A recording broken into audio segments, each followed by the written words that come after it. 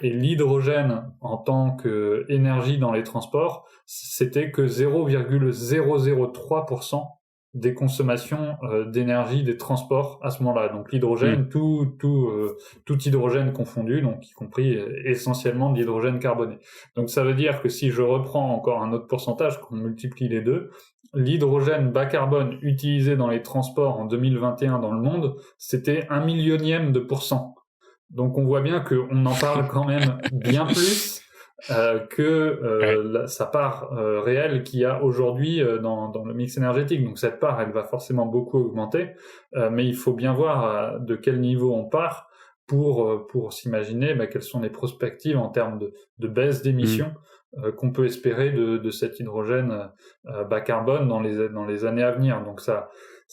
pourra avoir son rôle, mais pour moi c'est déjà davantage à partir de 2030, au-delà de 2030 que ça pourra l'être. Et puis d'ici là, potentiellement le contexte aura changé sur pas mal d'éléments, que ce soit sur les technologies, sur l'urgence climatique, parce qu'on aura eu des conséquences encore plus fortes que celles qu'on connaît aujourd'hui. Du coup, peut-être que l'hydrogène, ça nous paraîtra peut-être être un peu moins la priorité, ou peut-être qu'au contraire, sur l'électrique, il y aura eu un peu plus de contraintes et on se dira que ce sera un complément très utile si jamais d'ici là, en termes de coûts, en termes de technologie, ça évolue dans le bon sens. Donc c'est pour ça que je mets un peu de prudence dans mes propos, parce que aujourd'hui, on est tellement au démarrage de la filière, notamment sur la partie transport, que la manière dont ça va évoluer est encore soumis à pas mal d'incertitudes sur les prochaines années.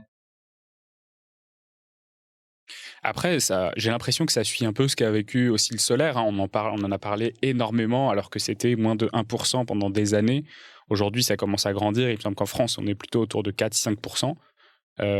Et ça commence à se maturer un peu, mais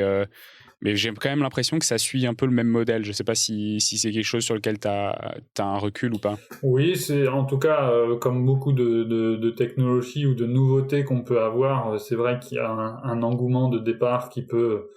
être important. Après, ce qui est important, c'est que ça prenne pas une place bien supérieure au potentiel que peut apporter la technologie. Moi, qu'on parle d'hydrogène dans les transports, je trouve ça tout à fait pertinent tant que on le voit pas comme la solution magique qui viendra nous sauver et qui empêche de parler de sobriété, etc. Parce que c'est beaucoup comme ça que l'argument de l'hydrogène a été utilisé, que ce soit à la fois pour les quelques projets de voitures à hydrogène qu'on voit, ce sont souvent des projets de voitures de luxe, etc., extrêmement consommatrices d'énergie, qui sont absolument pas sur la sobriété, absolument pas alignés avec nos enjeux de sobriété énergétique, avec nos enjeux énergétiques de manière plus générale, ou qu'on regarde aussi du côté du transport aérien, où l'avion à hydrogène a été beaucoup utilisé comme un moyen de communiquer sur l'avion vert, l'avion du futur, etc., qui sera décarboné. Quand on regarde d'un peu plus près à la fois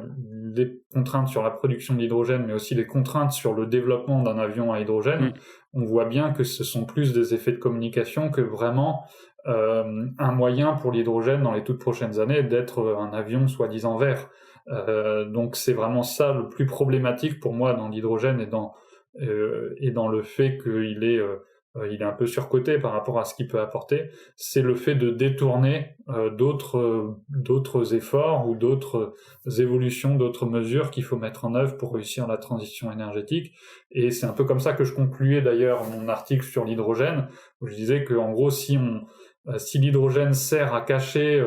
par ailleurs les besoins de sobriété, les autres technologies qui sont plus pertinentes sur certains segments, comme je parlais tout à l'heure de la voiture ou des vélos, etc., l'hydrogène pourrait faire plus de mal à la transition énergétique que de bien si jamais justement ça cache où sont les vrais sujets. Et d'ailleurs, ce qui est amusant, c'est que à peu près le même jour où je publiais cet article-là, il y avait un édito de la revue Nature qui disait en gros la même chose sur le fait que en gros c'était overhyping hydrogen as a fuel, donc en gros avoir une hype trop forte de l'hydrogène comme carburant ou comme énergie du futur, en gros ça va décaler nos objectifs climatiques, ou en tout cas ça va nous empêcher d'atteindre nos objectifs climatiques dans les temps. Donc c'était un message très clair aussi sur le fait que certes l'hydrogène peut apporter certaines choses, mais qu'il faudrait pas trop le mettre en avant de façon trop forte, sinon on va louper où sont les vrais débats, et c'est un peu le problème des débats actuels sur l'hydrogène dans les transports ou de manière plus générale.